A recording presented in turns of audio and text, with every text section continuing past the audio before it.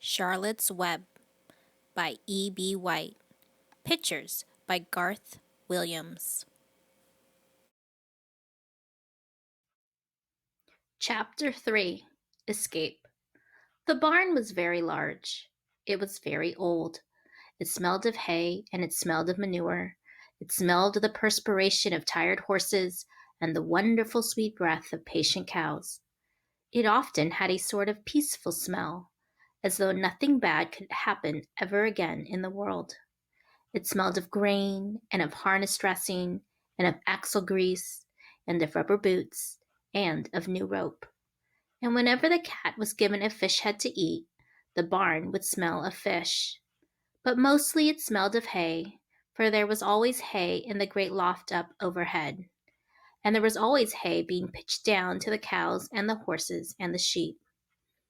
The barn was pleasantly warm in winter, when the animals spent most of their time indoors, and it was pleasantly cool in summer, when the big doors stood wide open to the breeze. The barn had stalls on the main floor for the work horses, tie-ups on the main floor for the cows, a sheepfold down below for the sheep, a pig pen down below for Wilbur, and it was full of all sorts of things that you find in barns: ladders, grindstones, pitchforks, monkey wrenches, scythes, lawn mowers, snow shovels, axe handles, milk pails, water buckets, empty grain sacks, and rusty rat traps. It was the kind of barn that swallows like to build their nests in.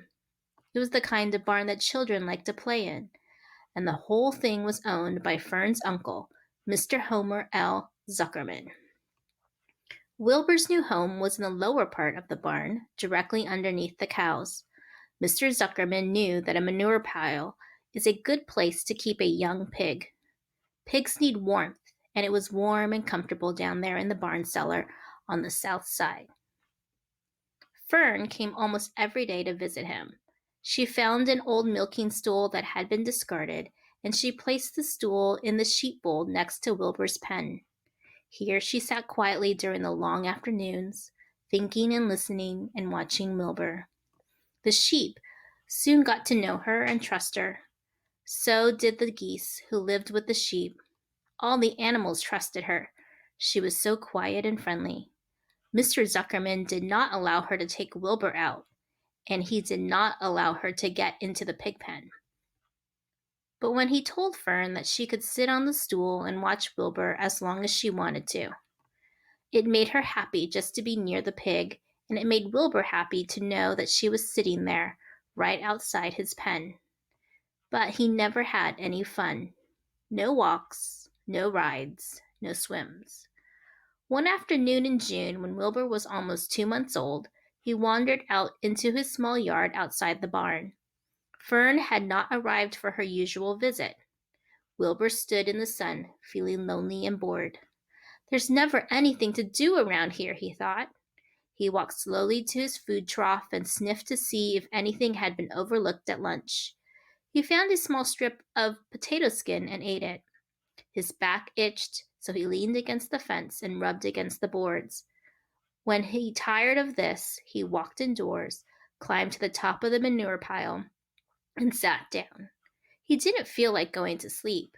He didn't feel like digging. He was tired of standing still, tired of lying down. I'm less than 2 months old and I'm tired of living, he said. He walked out to the yard again. When I'm out here, he said, there's no place to go but in. When I'm indoors, there's no place to go but out in the yard. That's where you're wrong, my friend, said a voice. Wilbur looked through the fence and saw the goose standing there. You don't have to stay in that dirty little yard, said the goose, who talked rather fast. One of the boards is loose. Push on it. Push, push, push on it, and come on out. What? Said Wilbur. Say it slower. At the risk of repeating myself, said the goose. I suggested you come on out. It's wonderful out here. Did you say a board was loose? That I did, said the goose. Wilbur walked up to the fence and saw that the goose was right. One board was loose. He put his head down, shut his eyes, and pushed. The board gave way. In a minute, he had squeezed through the fence and was standing in the long grass outside his yard. The goose chuckled. "How does it feel to be free?" she asked. "I like it," said Wilbur. "That is, I guess I like it." Actually, Wilbur felt queer to be outside his fence, with nothing between him and the big world. "Where do you think I'd better go?"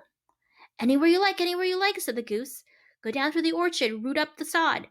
Go down through the garden, dig up the radishes. Root up everything, eat grass, look for corn, look for oats. Run all over, skip and dance, jump and prance. Go down through the orchard and stroll in the woods. The world is a wonderful place when you're young." "I can see that," replied Wilbur. He gave a jump in the air, twirled, ran a few steps, stopped, looked all around, sniffed the smells of afternoon, and then set off walking down through the orchard. Pausing in the shade of an apple tree, he put his strong snout into the ground and began pushing, digging, and rooting. He felt very happy. He had plowed up quite a piece of ground before anyone noticed him. Mrs. Zuckerman was the first to see him. She saw him from the kitchen window, and she immediately shouted for the men. "Homer!" she cried. "Pigs out! Lurvy! Pigs out! Homer! Lurvy! Pigs out! He's down there under the apple tree!" "Now the trouble starts," thought Wilbur. "Now I'll catch it." The goose heard the racket, and she, too, started hollering. "Run, run, run, downhill! Make for the woods!" she shouted to Wilbur. "They'll never, never, never catch you in the woods!"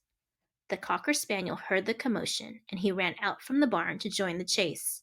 Mr. Zuckerman heard, and he came out of the machine shed where he was mending a tool. Lurvy, the hired man, heard the noise and came up from the asparagus patch where he was pulling weeds. Everybody walked toward Wilbur, and Wilbur didn't know what to do. The woods seemed a long way off, and anyway, he had never been down there in the woods, and wasn't sure he would like it. "Get around behind him, Lurvy," said Mr. Zuckerman, "and drive him toward the barn. And take it easy. Don't rush him. I'll go and get a bucket of slops." The news of Wilbur's escape spread rapidly among the animals on the place.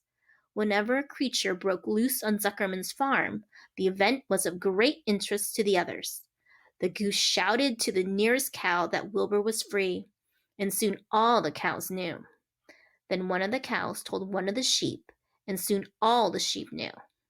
The lambs learned about it from their mothers. The horses, in their stalls in the barn, pricked up their ears when they heard the goose hollering, and soon the horses had caught on to what was happening. "Wilbur's out," they said. Every animal stirred and lifted its head and became excited to know that one of his friends had got free and was no longer penned up or tied fast. Wilbur didn't know what to do or which way to run. It seemed as though everybody was after him. "If this is what it's like to be free," he thought, "I believe I'd rather be penned up in my own yard." The Cocker Spaniel was sneaking up on him. From one side, Lurvy the hired man was sneaking up on him from the other side. Mrs. Zuckerman stood ready to head him off if he started for the garden, and now Mr. Zuckerman was coming down toward him carrying a pail. "This is really awful," thought Wilbur. "Why doesn't Fern come?" He began to cry. The goose took command and began to give orders. "Don't just stand there, Wilbur. Dodge about," cried the goose. "Skip around, run toward me, slip in and out, in and out. Make for the woods, twist and turn." The Cocker Spaniel sprang for Wilbur's hind leg.